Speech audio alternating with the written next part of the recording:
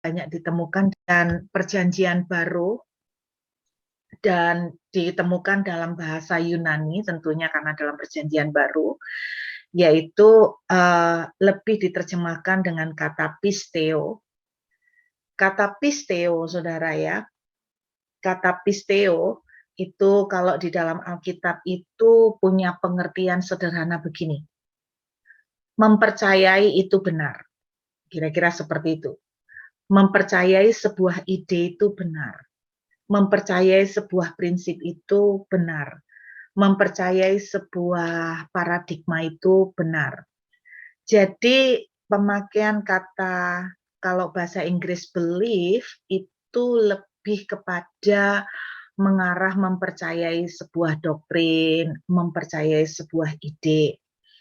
Nah, salah satu contoh pemakaian kata belief dalam Ibrani pasal 11, kita lihat ya. Ibrani pasal yang ke-11. Ibrani pasal yang ke-11 ayat yang ke-6. Tetapi tanpa iman tidak mungkin orang berkenan kepada Allah. Sebab barang siapa berpaling kepada Allah, ia harus percaya bahwa Allah ada dan bahwa Allah memberi upah kepada orang yang bersungguh-sungguh mencari Dia. Jadi kata belief di sini Anda bisa lihat percaya bahwa Allah itu ada. Jadi ini sebuah tingkat kepercayaan yang boleh saya bilang lebih ke umum ya atau general, di mana kita tuh percaya bahwa Tuhan itu ada. Kita percaya bahwa setan itu ada. Jadi kita percaya bahwa Tuhan itu nyata, misalnya seperti itu. Jadi itulah yang dinamakan dengan kata belief. Kemudian dari banyak info atau referensi, banyak khotbah-khotbah, kita percaya bahwa Tuhan itu di dalam kekristenan adalah Bapa. Karena kita mendengar banyak info, banyak input, banyak referensi dari luar. Itu yang kita maksud dengan belief. Jadi sebuah tingkat kepercayaan kepada sesuatu karena kita mendapatkan referensi, kita mendapatkan info atau input dari luar. Itu lebih ke arah belief. Nah, saudara, yang mengesankan itu begini. Coba kita lihat Yakobus 2 ayat 19. Yakobus pasal 2 ayat yang ke-19. Yakobus pasal 2 ayat 19. Engkau percaya bahwa hanya ada satu Allah saja. Itu baik. Jadi ternyata kita percaya bahwa Tuhan itu cuma satu. Itu baik. Kita percaya bahwa Yesus satu-satunya jalan, kebenaran, dan hidup, keselamatan, semuanya itu baik. Kita mengerti bahwa Yesus itu satu-satunya jalan, satu-satunya kebenaran, satu-satunya hidup. Itu dari mana? Sejujurnya kita udah dari berapa tahun kita selalu mendengar khotbah seperti itu. Kita percaya satu-satunya jalan. Kita bahkan ikut SOM, kita bahkan ikut pelajaran sekolah Alkitab mungkin, sehingga kita bisa memaparkan secara doktrin kenapa cuma Yesus satu-satunya jalan, kenapa di bawah kolong langit ini cuma nama Yesus yang bisa menyelamatkan. Jadi kita tahu dari situ semua, itu baik kata Alkitab, itu baik. Perhatikan ya. Di ayat 19, perhatikan, tetapi setan-setan pun juga percaya akan hal itu dan mereka gemetar. Saudara, kita percaya bahwa Yesus itu satu-satunya jalan. Kita percaya bahwa Tuhan itu ada. Kita percaya bahwa Yesus satu-satunya Tuhan yang benar. Kita percaya, tapi terus terang kita tidak gemetar. Setan gemetar, saudara ya. Kita tingkatnya percaya bahwa Tuhan Yesus itu ada, tapi kita belum sampai gemetar. Berarti sejujurnya, berarti level kepercayaan kita, kalau menurut saya, kita kalah sama setan. Ya, setan itu tahu bahwa Yesus itu jalan, setan itu tahu bahwa Allah itu ada. Jadi kalau kita cuma tingkat kepercayaannya sama seperti itu, maka sorry to say bahwa kepercayaan kita tidak lebih baik, tingkat iman kita tidak lebih baik daripada setan loh Bapak Ibu. Loh, ini bukan saya yang ngomong, tapi Alkitab yang ngomong. Jadi Anda jangan bangga, kita jangan bangga kalau kita itu percaya bahwa aku tuh percaya Yesus satu-satunya jalan. Aku percaya bahwa tidak ada nama lain di bawah kolong langit ini yang kepadanya kita dapat diselamatkan. Itu bagus. Tetapi saudara, itu kata Alkitab, setan pun juga punya kepercayaan itu. Jadi kita tidak lebih baik dari dia. Kenapa saya bilang tidak lebih baik? Karena setan masih gemetar, saudara, dan saya sudah tidak gemetar. Karena kita sudah terlalu biasa. Kita jujur aja ya. Nah, itu pemakaian kata pisteo, kata belief atau pisteo dalam bahasa Yunani. Nah, saudara, saya temukan memang banyak pemakaian kata trust itu jauh lebih banyak di Perjanjian Lama. Saya berpikir-pikir gini, kenapa ya banyak pemahaman tentang percaya yang punya pengertian trust itu lebih banyak di Perjanjian Lama. Karena kalau kita lihat-lihat di Perjanjian Lama itu lebih banyak struggle-nya, lebih banyak perjuangannya, lebih banyak masalahnya. Sedangkan di Perjanjian Baru lebih banyak perjuangannya adalah memperkenalkan paradigma atau doktrin. Kalau di Perjanjian Baru kita lihat banyak peristiwa-peristiwa yang terjadi adalah lebih ke arah memperkenalkan Yesus sebagai jalan, memperkenalkan Injil sebagai keselamatan. Jadi itu yang saya lihat di Perjanjian Baru. Makanya munculnya kata-kata yang berbau trust itu lebih banyak muncul di dalam Perjanjian Lama. Nah, sekarang kita akan melihat apa sih arti trust. Yuk kita lihat Amsal pasal yang ketiga. Saya suka sekali karena bahasa Inggris itu membedakan antara belief sama trust. Dan ketika pemakaian belief sama trust ini dimasukkan di Perjanjian Lama maupun Baru, ternyata munculnya trust itu banyak di Perjanjian Lama. Sedangkan munculnya belief lebih banyak di Perjanjian Baru. Kita lihat dalam kitab Amsal pasal yang ketiga. Kita lihat Amsal pasal 3 ayat yang kelima. Perhatikan, percayalah kepada Tuhan dengan segenap hatimu dan janganlah bersandar kepada pengertianmu sendiri. Nah, kita memang tidak bisa compare karena bahasa Perjanjian Lama itu pakai Ibrani ya. Otomatis pasti beda dengan Yunaninya. Kalau Yunaninya percaya itu pisteo, kalau di Perjanjian Lama kata yang dipakai untuk percaya itu adalah dari kata Batak. Jadi Batak ya, kayak orang Batak gitu ya, Batak. Nah, saudara, tapi yang mengesankan ternyata pengertian Batak ini kenapa di dalam terjemahan bahasa Inggris mereka sering mengartikan Batak dengan kata trust daripada kata belief karena pengertian kata Batak itu jauh lebih dalam. Nah, Batak itu pengertian sederhananya itu seperti ini. Jadi Batak itu pengertiannya adalah begini ya. Merasa aman dalam perlindungan. Oke ya. Jadi kata percaya di sini artinya selalu konotasinya atau konteksnya adalah bersembunyi di tempat perlindungan. Jadi ada rasa secure di dalamnya, ada rasa aman di dalamnya, ada tempat persembunyian, tempat perlindungan di dalamnya. Seringkali saya temukan bahwa kata Batak ini muncul dari peristiwa-peristiwa yang memang mereka itu dalam tekanan dan mereka itu berlindung, trust, berlindung seperti punya pengertian bersembunyi, mencari perlindungan, mencari rasa secure, ada rasa aman terjadi di dalam kata Batak ini. Kalau belief itu sense of security-nya enggak ya, enggak ada. Jadi kalau belief itu mempercayai an idea, mempercayai sebuah ide itu benar, tetapi lebih banyak dari info atau input atau masukan dari luar. Sedangkan kata trust atau Batak yang dipakai di Ibrani itu mempunyai pengertian adalah mendapatkan rasa aman karena ada perlindungan di dalamnya, mendapatkan rasa security atau rasa secure ya, karena ada sebuah perlindungan terjadi. Nah, ini satu sense yang membedakan banget. Makanya di dalam terjemahan bahasa Inggris, di mana muncul kata Batak ini, beberapa kali bahasa Inggris selalu memakai kata trust daripada kata belief. Itu yang saya temukan. Jadi trust ini menurut saya jauh lebih dalam banget. Sebagai contohnya itu begini.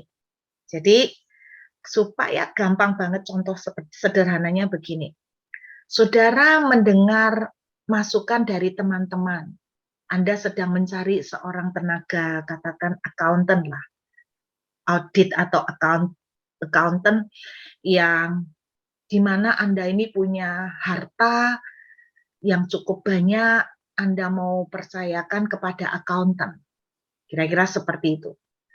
Anda akan mencari informasi dari banyak referensi mengenai accountant, lalu muncullah sebuah nama, misalnya accountant A. Accountant A ini adalah accountant yang kata teman-teman, kata banyak referensi, accountant A ini adalah accountant yang pinter sekali, accountant yang jenius, yang cara ngaturnya itu luar biasa.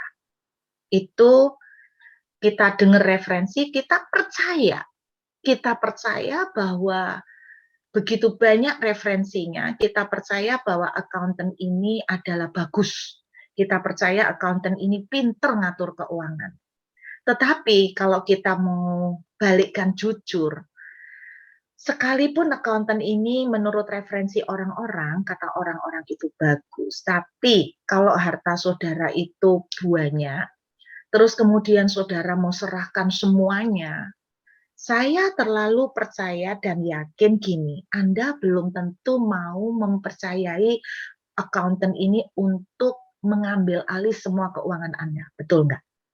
Apalagi kalau itu sudah Anda pertaruhkan semuanya duitnya, sehingga kalau Anda taruh semuanya, terus ada apa-apa, Anda bangkrut. Nah, belum tentu saudara akan mempercayakan accountant A ini. Walaupun saudara sudah mendengarkan semua referensi dari teman-teman, kata teman-teman ini bagus. Anda mungkin berani mempercayai kepada dia, tapi tidak semuanya. Anda mungkin akan mempercayai sebagian kecil dulu dari uang Anda. Untuk mempercayakan total seperti nasib Anda dipertaruhkan di tangannya, itu saya yakin saudara tidak akan segampang itu untuk menaruh semua harta saudara, yang kalau ada apa-apa Anda benar-benar bangkrut terpuruk, saya yakin saudara tidak akan segampang itu untuk mempercayai accountant tersebut. Benar nggak? Itu yang namanya trust. Jadi, believe. Saudara believe accountant ini bagus. Saudara believe accountant ini referensinya bagus. Tapi belum tentu saudara mentrust dia untuk menghandle semua keuangan saudara. Bisa nangkep ya saudara? Jadi beda banget. Saudara percaya dia pinter, tapi belum tentu saudara mau mempercayakan nasib masa depan keuangan saudara total kepada dia. Itu namanya trust. Nah, Amsal pasal 3 yang dipakai tadi, yang dituliskan mengenai ayat yang kelima. Percayalah kepada Tuhan dengan segenap hati. Itu lebih berbicara mengenai trust. Trust in the Lord with all your heart. Kata trust itu dipakai punya pengertian itu saudara benar-benar menaruh nasib sepenuhnya. Menaruh nasib sepenuhnya ke tangan orang itu, karena saudara trust. Kata trust dipakai untuk konteks itu. Nah, sekarang pertanyaannya itu begini. Kalau saudara percaya bahwa Yesus itu berkuasa, setan juga percaya Yesus berkuasa. Itu belief. Bisa nangkep ya? Kalau saudara cuman percaya bahwa Yesus itu berkuasa, Yesus sanggup melakukan mujizat, Yesus mampu, tidak ada yang mustahil buat Tuhan. Sebetulnya kalau kita boleh jujur, itu namanya belief. Karena setan itu juga percaya Yesus berkuasa. Setan itu juga tahu bahwa tidak ada yang mustahil buat Tuhan. Jadi kalau iman saudara dan saya sampai di level itu, kita tidak lebih baik dari imannya setan. Keras ya, tapi memang itu faktanya. Tetapi saudara dengarkan, kalau kita bicara tentang trust, berarti kita itu mempercayakan seluruh nasib dan masa depan kita ke Tuhan. Itu yang beda. Karena setan tidak mempercayakan hidupnya dan nasibnya ke Tuhan. Makanya mereka berontak jadi setan. Kan ceritanya begitu. Saudara, tingkat kepercayaan yang Tuhan harapkan dari saudara dan saya adalah trust, bukan belief. Saudara mempercayai Tuhan sedemikian sehingga saudara itu merasa aman-aman saja, merasa secure, sekalipun nasib dan masa depanmu dipertaruhkan total di tangan Dia. Kalau ada apa-apa dengan masa depanmu dan nasibmu, Anda mempercayai Dia total. Itulah trust. Saya kasih lihat Yeremia 9 ayat 24. Yuk kita buka Yeremia 9 ayat yang ke-24. Yeremia pasal yang ke-9 ayat 24.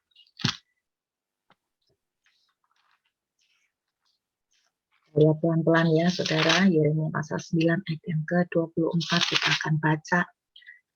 Tetapi siapa yang mau bermegah, baiklah bermegah karena yang berikut, bahwa ia memahami dan mengenal aku, bahwa akulah Tuhan yang menunjukkan kasih dan kasih setia, keadilan dan kebenaran di bumi. Sungguh semuanya itu kusukai. Demikianlah firman Tuhan.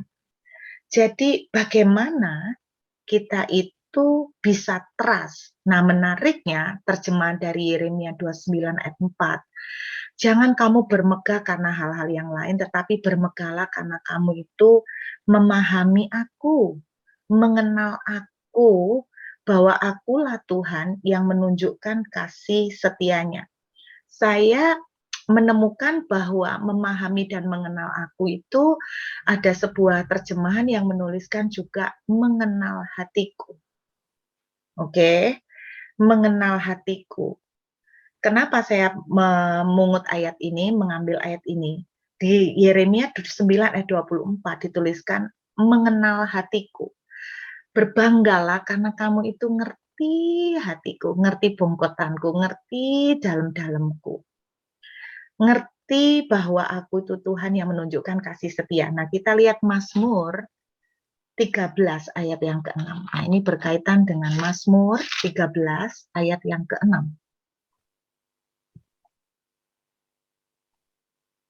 Perhatikan, ini sejalan dengan Yeremia 9 ayat 24 tadi.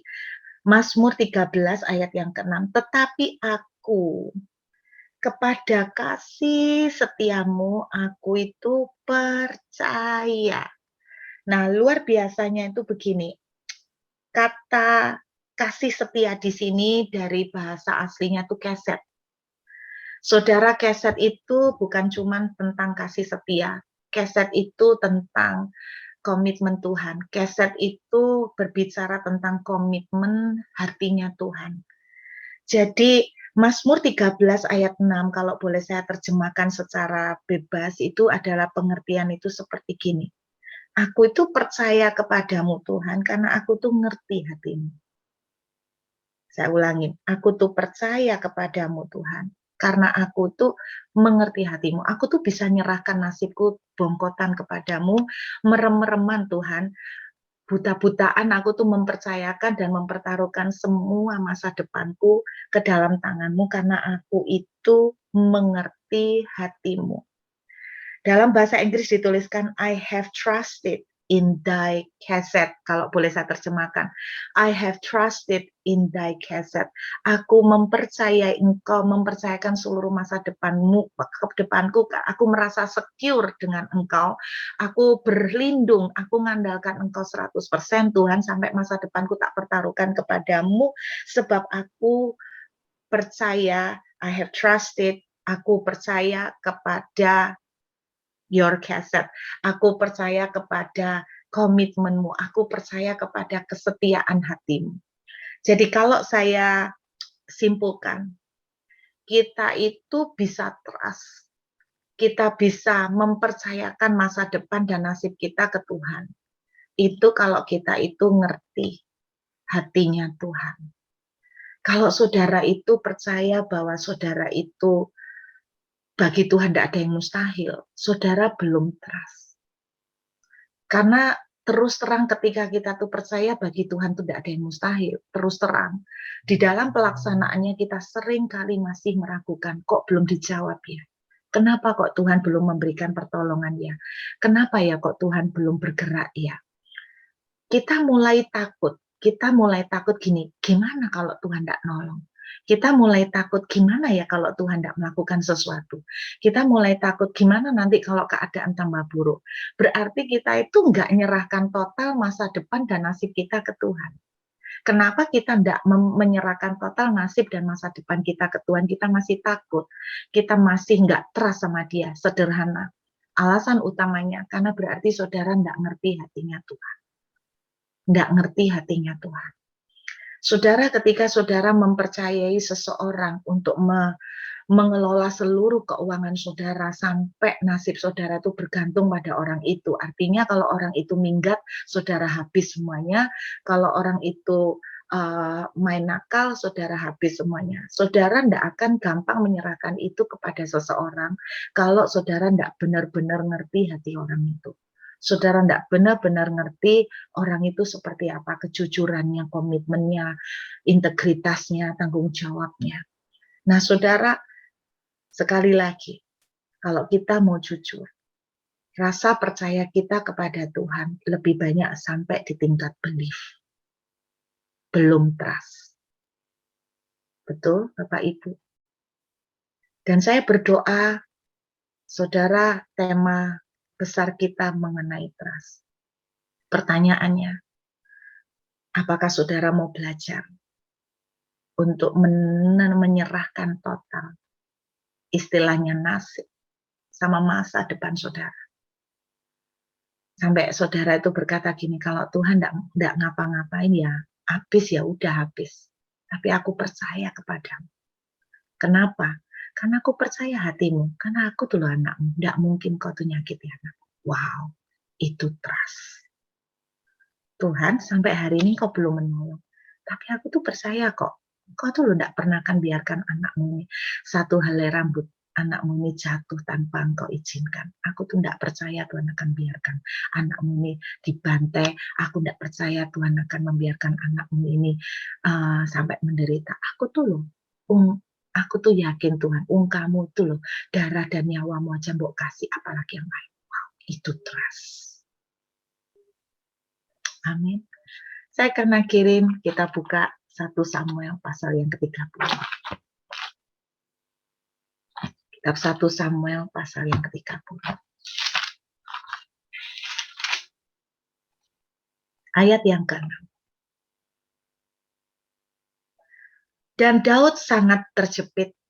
Dalam bahasa terjemahan lain dituliskan Daud itu merasa benar-benar seperti telur di ujung tanduk dikepung dari berbagai arah, benar-benar very distressed ya. karena rakyat tidak mengatakan tidak melempari dia dengan batu. Seluruh rakyat itu telah pedih hati. Dalam bahasa aslinya memakai kata bitter. Jadi semua rakyat itu kepahitan. Masing-masing karena anaknya laki-laki dan perempuan. Alkitab menuliskan di dalam ayat ini, tetapi Daud menguatkan kepercayaannya kepada Tuhan Allahnya.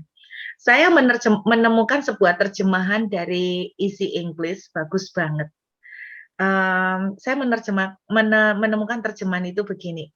Daud dalam bahasa Inggrisnya dituliskan, kalau King James menuliskan David encouraged himself in the Lord.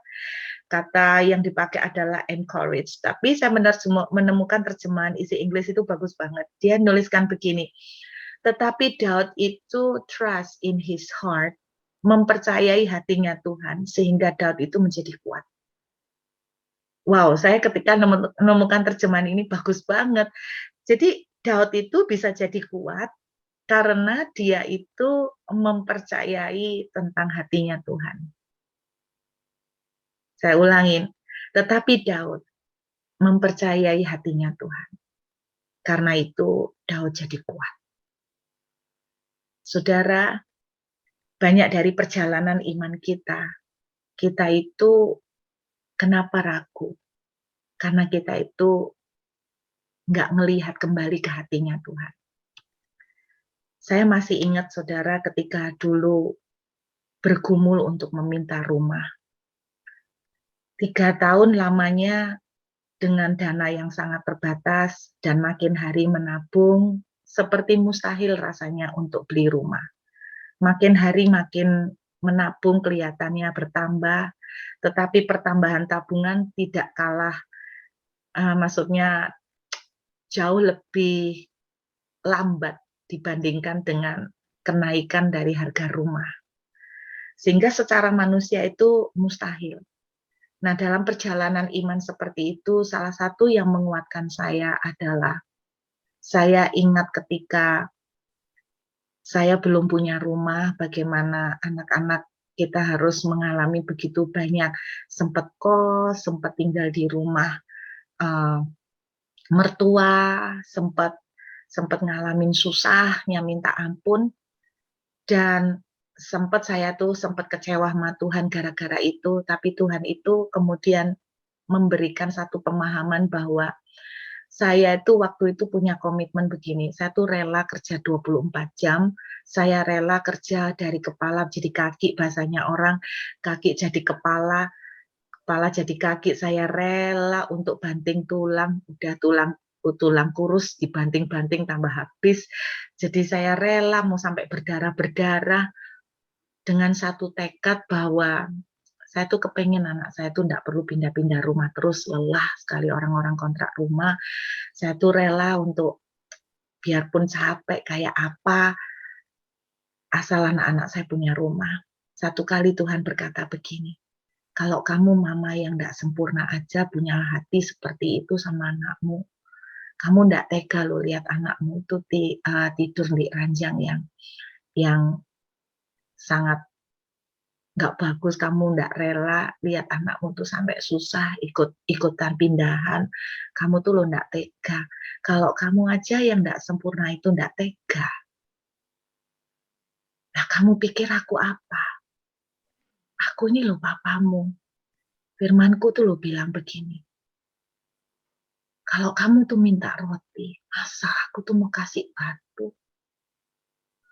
Waktu kamu nggak bisa kasih susu buat anakmu, saya pernah beberapa bulan, saya sampai meminumkan tajin ke anak saya. Waktu kamu nggak bisa beli susu untuk anakmu, sampai satu titik saya benar-benar terpojok dan saya bilang, ini habis ini kalau tajin pun saya nggak bisa usahakan. Saya sudah sempat berpikir di dalam otak saya yang judek waktu itu, saya berpikir kalau perlu darah saya tak kasih untuk sementara survival, karena saya pernah lihat mungkin terinspirasi film survival ya, darahnya diteteskan ke mulut anaknya untuk kasih makan. Saya waktu itu sempat mikir itu, Bapak Ibu, Anda nggak tahu pada waktu tahun itu benar-benar kami sangat terpuruk di kondisi yang minus banget. Sampai pemikiran untuk ngambil darah saya untuk tak teteskan ke anak saya itu muncul dalam benak saya. Dan saya berkata begini, kalau memang itu kepepet, aku tidak bisa menyediakan tajin sekalipun untuk anak saya makan, maka jalan terakhir saya akan neteskan darah ke mulut anak saya. Itu yang sempat terpikir di otak saya. Sungguhan, saya enggak bluffing Bapak Ibu. Tapi pada waktu itu kemudian Tuhan memberikan saya pengertian begini, kalau kamu aja rela untuk neteskan darah untuk kasih anakmu makan. Dan Tuhan ngomong begini, bukankah itu yang telah kulakukan? Aku tidak menahankan nyawaku, aku tidak menahan tubuhku untuk aku berikan kepadamu. Masakan aku tidak akan memberikan roti. Kalau anakku menangis memerlukan roti, aku tidak akan kasih roti. Kalau anakku nangis untuk membutuhkan ikan, masa aku tidak akan kasih. Sejak itulah terus terang Bapak Ibu, pengenalan saya akan Tuhan itu berubah. Pengenalan saya akan hati Bapak itu berubah sama sekali. Itu sebabnya, saudara, saya mau katakan ketika beberapa hari yang lalu, saudara, ini anak saya itu, mungkin beberapa dari saudara ada yang tahu ya, anak saya James itu sempat membuat Instagram account, dan bulan Juni waktu dia membuat Instagram account, Janice Charlene ini, dia mengisi banyak account Instagramnya itu kontennya itu lagu-lagu rohani. Lagu-lagu rohani. Terus kemudian berjalan dengan waktu, tidak menyangka dalam 3 bulan tiba-tiba dari follower yang cuman sekian ribu, itu tiba-tiba dalam 3 bulan itu naik menjadi 100.000 follower. Sangat mengagetkan, pertumbuhannya cepat banget. Tetapi namanya seorang penyanyi ya, seorang yang suka menyanyi, kadang-kadang namanya orang pengen nyanyi, apalagi dia masih remaja ya saudara, dia itu kepengen menyoba challenge lagu-lagu yang lain yang bukan rohani. Dia kepengen, ya namanya anak masih remaja, kadang kepengen nyanyi lagunya Disney, kadang kepengen nyanyi lagunya istilahnya lagu sekuler. Dan ketika dia mulai upload konten lagu-lagu seperti itu, dan mengejutkan bahwa follower-follower itu cukup banyak awal-awal itu menghujat. Saya tuh kaget gitu loh, menghujat. Ada yang bilang, wah kamu nih sudah mulai sombong, mentang-mentang udah banyak followernya, mulai sombong, menyanyikan lagu dunia, bukan lagi menyanyikan lagu untuk Tuhan. Dan anak ini menangis gitu loh, terus terang ini menjadi pukulan buat dia. Nah, Anda bayangkan masih umur berapa dia ya. Jadi banyak sekali ada hater-hater yang ngolok dia, terus kemudian unfollow. Sehingga terjadi sampai hari ini mulai terjadi penurunan follower dari 103 itu sekarang udah menjadi 99.000. Jadi penurunan banyak. Nah, dia itu nanya sama saya gini, si Janice ini, Mami, apa Tuhan itu marah? Saya itu nyanyi lagu dunia. Apa Tuhan itu marah? Saya itu kepengen nyanyi lagu dunia. Lagu dunia yang dia pilih loh Bapak Ibu, bukan lagu dunia yang ada maki-maki atau sumpah serapah, bukan lagu dunia yang bahasanya kotor, enggak. Lagu dunia yang dia pilih, dia kepengen men-challenge dirinya untuk nyanyi lagu-lagu yang berbau jazz atau kayak Disney gitu. Nah dia tanya sama saya, apakah Tuhan itu marah, makanya followernya diturunkan. Saudara, pertanyaan sejenis saya pikir kita banyak yang nanya seperti itu. Banyak yang dari kita yang nanya gini, apakah Tuhan itu marah sama saya, makanya saya dipukul? Apakah Tuhan itu marah karena saya itu tidak berdoa, karena saya itu bolong-bolong saat teduhnya. Apakah Tuhan itu marah ya gara-gara saya ini lupa ndak doa puasa? Berapa banyak saudara dan saya memberikan pertanyaan seperti itu. Dan saya tuh cuman ngomong gini, saya nggak tahu, saya mau balikkan ke saudara. Kalau menurut saudara Tuhan itu gimana sebagai papa? Kalau saya sebagai mama, saya tuh ngelihat anak saya seperti itu. Dan dia itu kepengen nyanyi lagu-lagu bukan gospel, tapi yang masih sopan, lagu motivasi seperti itu. Saya sebagai seorang mama, ini saya ya Bapak Ibu, saya sebagai seorang mama, saya enggak akan bilang gini, wah murtad kamu. Itu saya enggak. Saya kan bilang gini, anak saya happy ketika menyanyikan itu. Anak saya happy ketika dia men-challenge kemampuan suaranya untuk melatih lebih lagi. Dan ketika saya melihat dia happy, saya tuh happy. Saya mau support dia. Itu saya. Dan saya percaya Bapak Ibu yang hadir di sini juga punya pendapat yang sama. Ketika saudara melihat seperti itu, benar nggak? Dan saya tuh cuma bilang begini sama dia. Saya bilang, Jenes, Tuhan itu nggak mungkin kayak gitu. Nggak mungkin. Apa Tuhan itu mukul saya gara-gara saya menyanyi lagu Disney? Nggak mungkin.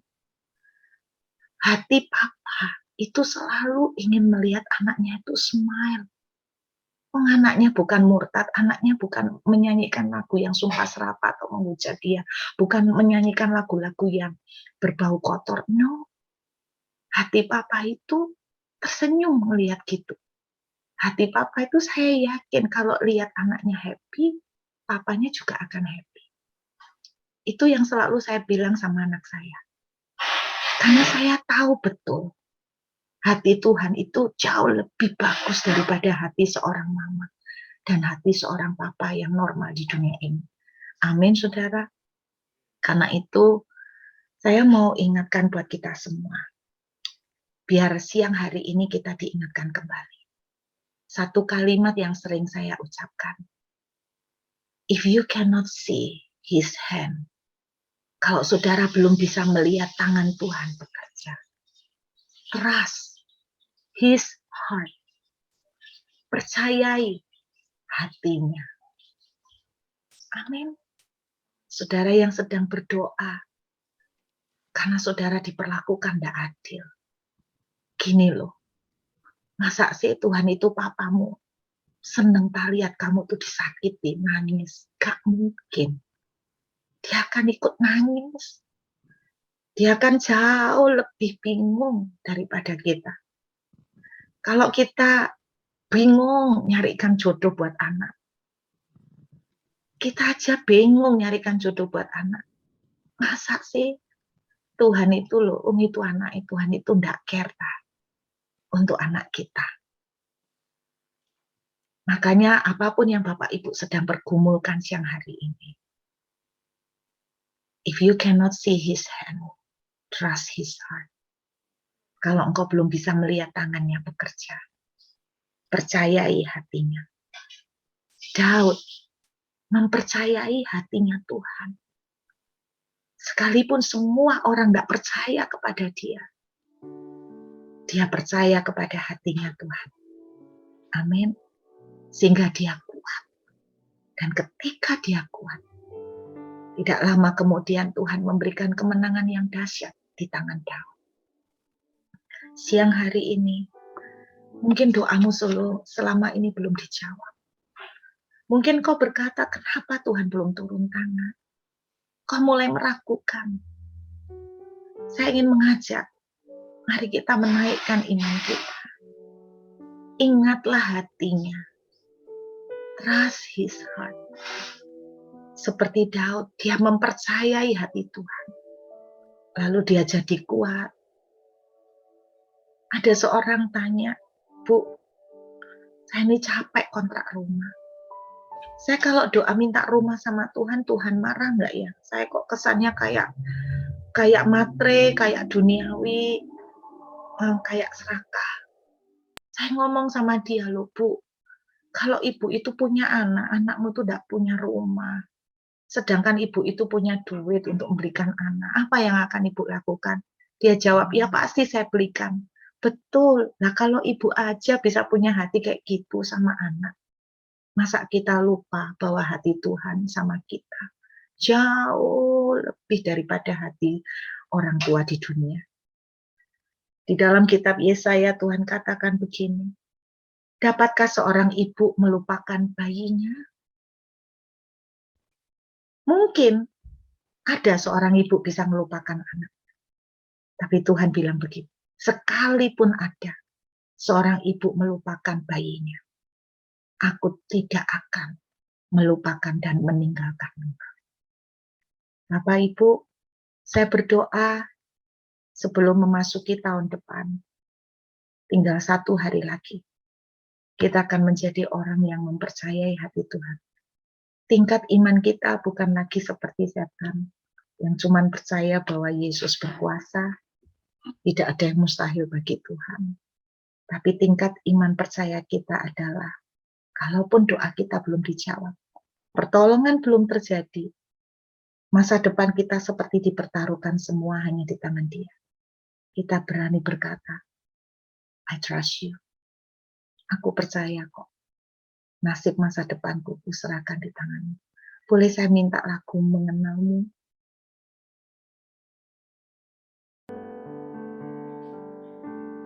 Biar siang hari ini,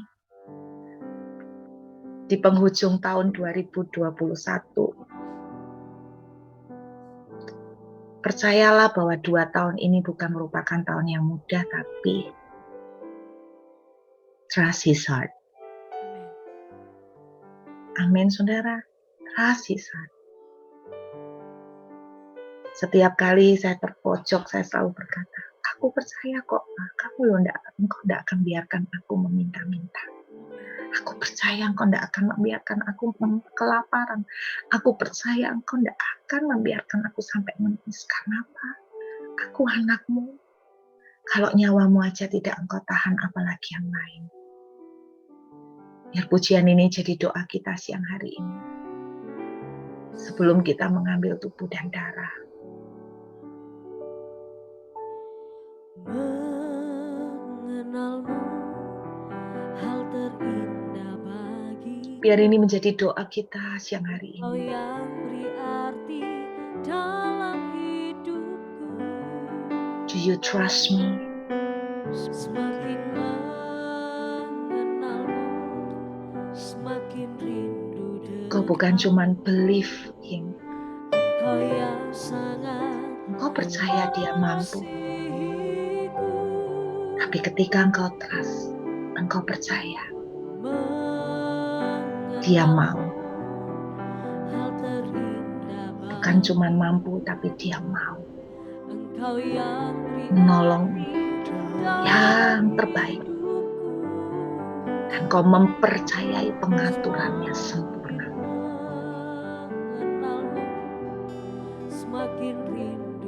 Biar lagu ini menjadi renungan kita siang ini. Do you trust me? Do you trust me? Apakah saudara merasa aman? Mempercayai semua masa depan nasibmu ke tanganmu.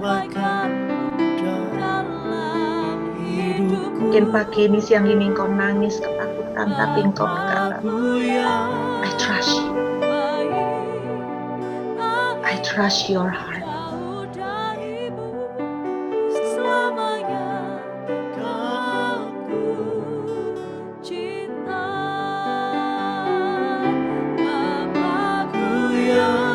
Percayakah Dia Bapa yang baik? Percaya enggak Dia Bapa yang baik? Percaya enggak? Kalau hari ini kau menangis, Anda pikir Dia tertawa lihat saudara nangis? Percaya enggak Dia ikut nangis?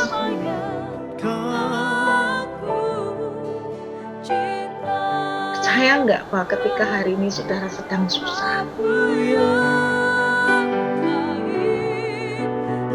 bilang begini, trust in me, trust my heart.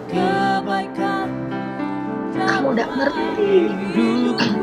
Aku ngatur bagus untukmu, nak. Aku ngatur bagus untukmu.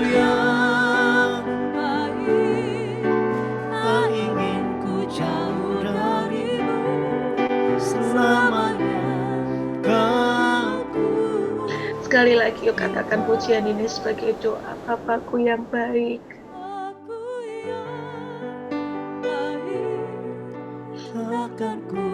If you cannot see his hand, trust his heart. He loves you. Kalau dia tidak menyayangkan nyawanya, apalagi yang lain.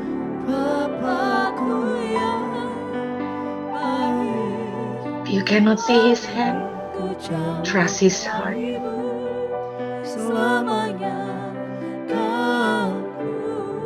Sekali lagi sama-sama kita katakan dan kita angkat tangan di hadapan Tuhan.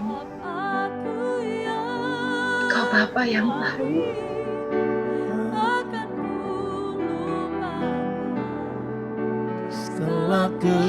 Kau percaya dia baik. Kau percaya hatinya. Kau percaya selama ini dia tolong. Masa kali ini tidak?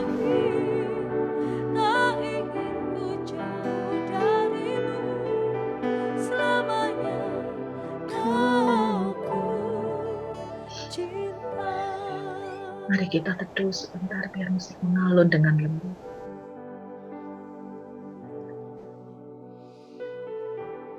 Ingat kembali hatinya. Ingat kembali hatinya. Ketika Daud ingat kembali hatinya, Daud jadi kuat. Daud jadi kuat. Karena Daud ingat kembali hatinya. Daud ingat kembali bagaimana Tuhan itu setia. Sekian tahun perjalanan hidupnya. Sekian tahun dikejar Saul dan Tuhan membawa banyak keselamatan. Sekian tahun bagaimana dia diperlakukan tidak adil oleh saudara-saudaranya. Tetapi Tuhan tetap membela dan menyelamatkan dia. Ketika Daud ingat semuanya itu, Daud bisa berkata, I don't understand, but I trust you. I trust you. Mungkin di penghujung tahun kau belum melihat pertolongan Tuhan. Bisa kita belajar berkata, I don't understand, but I trust you. Sehingga hatimu merasa secure. Sehingga hatimu merasa terlindung di dalamnya. Sekalipun sekeliling seperti menghimpit. Itu sebabnya Daud menjadi kuat. Karena dia merasa aman. Bersembunyi di hati Tuhan. Bersembunyi di balik hati Tuhan yang mencintai dia. Bersembunyi di balik hati Tuhan yang tidak pernah meninggalkan dia. Hati Tuhan berkata, sekalipun ayah ibu menolak engkau, namun aku menyambut engkau. Hati Tuhan berkata bahwa sekalipun ada seorang wanita melupakan bayinya, aku tidak akan melupakan engkau. I love you, my child. Aku mengasihimu, anakku. Biar siang hari ini, Tuhan, kau menemukan kami. Bukan cuma believe, but trusting you, Lord. Terima kasih Tuhan. Seperti Daud pada saat hati kami mengingat kembali hatimu.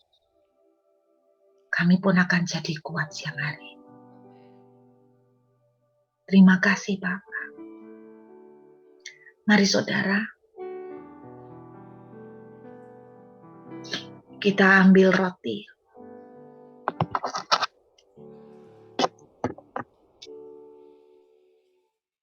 Firman Tuhan berkata, ketika kita melakukan ini, kita mengingat. Kita mengingat. Mengingat apa? Mengingat kasih-Nya. Mengingat hatinya ke kita. Lihat roti ini. Ini tubuhku yang dipecah-pecah, dicapik-capik, tersiksa, dihancurkan di atas kayu salib untukmu. Ketika engkau mengerang kesakitan, aku sudah mengambil itu di atas kayu salib, nak. Ingat kembali, nak. Aku telah melakukan ini terlebih dahulu untukmu. Aku telah mengambil alih semua sakit dan kelemahanmu. Dan ketika aku bangkit, aku memberikan kepadamu kemenangan. Aku memberikan kepadamu tubuh baru yang sehat. Tubuh baru yang bebas dari kutuk. Tubuh yang diberkati. Ambillah ini, nak. Koinonia dengan aku. Inilah persekutuan dengan tubuhku, koinonia dengan tubuhku. Yang berarti apa yang telah dihasilkan oleh tubuh Yesus di atas kayu salib itu sekarang jadi milik kita.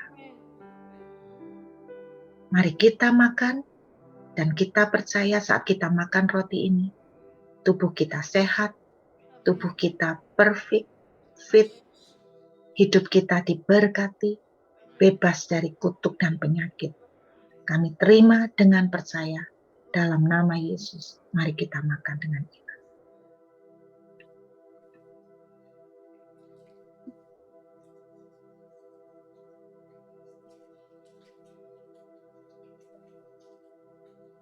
Kita ambil, ini adalah gambaran darah Yesus. Saudara, ketika Yesus mengucurkan darah,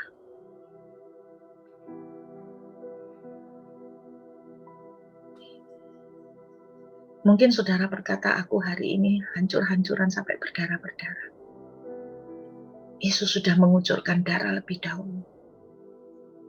Dan siang ini dia berkata, sudah selesai, nak. Semua baik-baik saja. Semua akan baik-baik saja.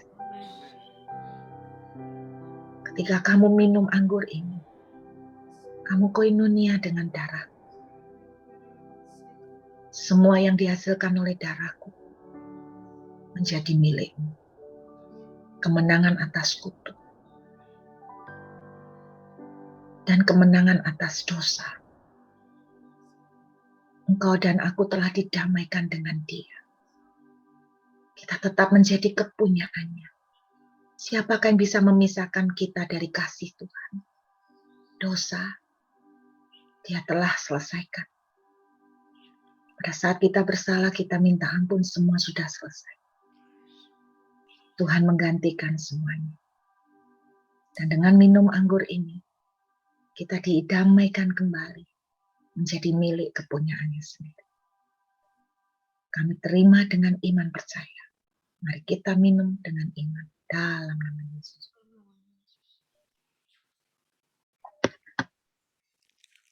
Terima kasih Tuhan, terima kasih.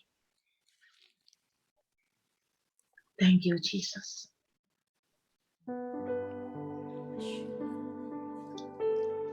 Mari kita angkat tangan sama-sama, kita mengucap syukur untuk siang hari ini. Terima kasih Tuhan. Seringkali kami salah, tapi Tuhan tetap tidak pernah berhenti mencintai kami. Thank you Jesus. Terima kasih Pak. Mari katakan sekali lagi, Bapakku yang baik.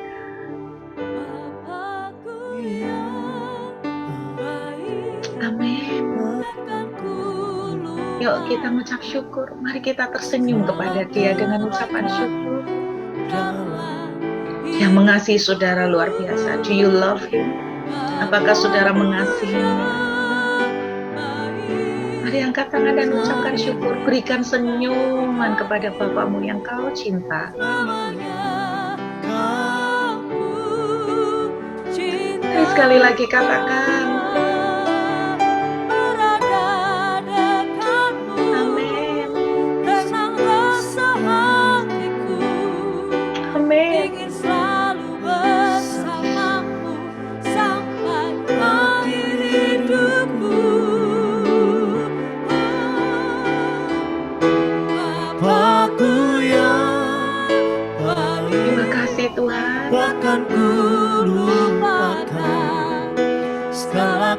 kebaikan-Mu dalam hidupku. Bapakku yang baik, tak ingin ku jauh dari-Mu, selamanya Kau ku cinta. Selamanya kami cinta padamu Tuhan. Engkau Bapa yang kami cinta. Takkan ku lupakan Amin. segala kebaikan-Mu dalam hidupku. Bapakku yang baik, tak ingin ku jauh dari-Mu, selamanya Kau ku cinta. Selamanya Kau ku cinta Tuhan.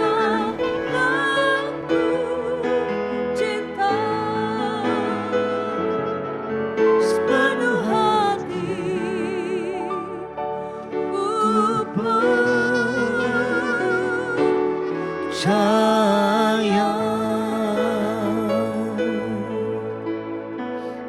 Terima kasih Bapa, kami bersyukur buat siang hari ini.